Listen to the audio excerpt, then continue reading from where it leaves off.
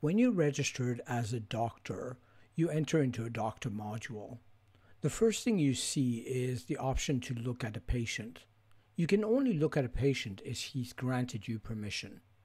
And in that time, you simply can press the View Detail button and have access to the information, be it in 2018 or the option of going backwards, for example, in 2017, and in 2017 being able to see different elements such as an HBI score, SIBDQ, what medications he was on,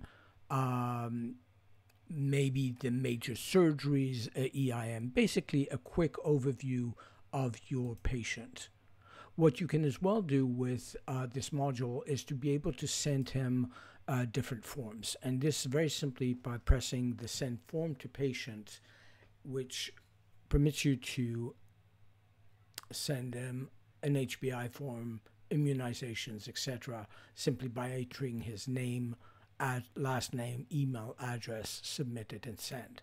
You can send him to the website so he can get educated, and you can send him to a transition link which permits him to fill in the transition ready information. That's it.